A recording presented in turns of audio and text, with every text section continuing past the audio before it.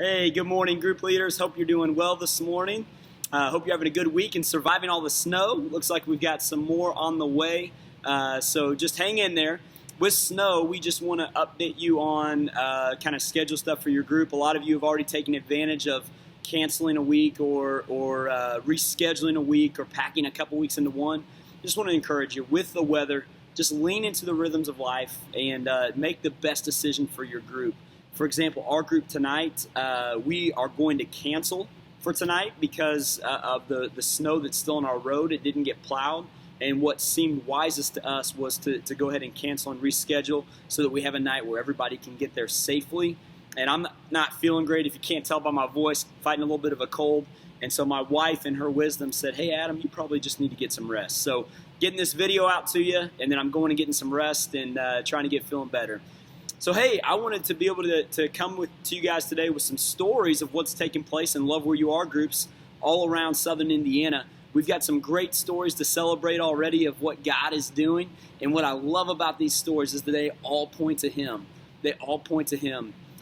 From Dan and Carmen Fox and Phil and Kim Flora, their group in Charlestown, they came in contact with a lady who signed up for their group, but then had some very significant needs. Basically, her fiance had left her, and she became like a single mom. When you hear James talk about that true religion is caring for orphans and widows, she is kind of a widow in a way.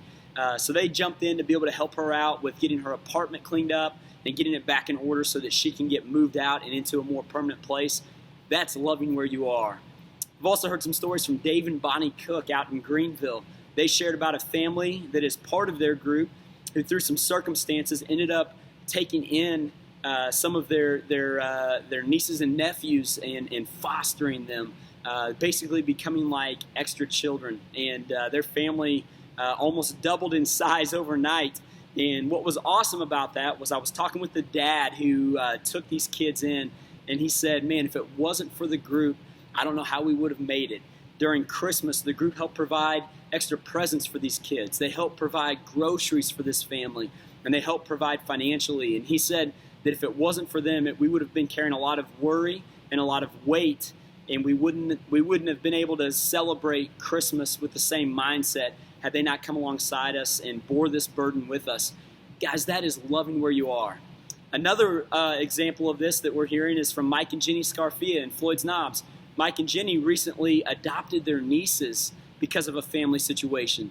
And now instead of just being nieces, they're daughters. That is a great picture of the gospel. But their group in the middle of all this provided support through babysitting and prayer and encouragement. And Mike said that their support was just invaluable throughout that. That is loving where you are. And what I love about all of this, what I want to share with you in all of this, is that all of these examples of loving where we are, it all points to the greatest story ever told, the gospel. It points to the life, the death, and the resurrection of Jesus, and the hope that we have that He will come again. Our communities are living examples of the good news of Jesus, and we have the opportunity to show that to each other. And we have the opportunity to show that to the community around us, the larger community in your neighborhood, workplaces, or the gym, or the coffee shop. Wherever you go, you have the opportunity to proclaim the greatest story ever told, the gospel message, through the way that you love people. So leaders, we want to encourage you just to keep going. Keep these stories coming in, because we want to be able to share ultimately the greatest story ever told, the gospel, through what God's doing in your group. So just reply back to this email and give us stories of what's taking place in your group. Use the hashtag #LoveWhereYou on social media and post your pictures out there, because ultimately it's all pointing to Jesus, the one who has given us hope beyond anything that we could ever know. And He's the one that is writing this story in our groups and allowing us to tell His good news, the gospel, to the world around us. Well, leaders, hope you have a great rest of the week. Keep living out the greatest story ever told. We'll talk to you soon.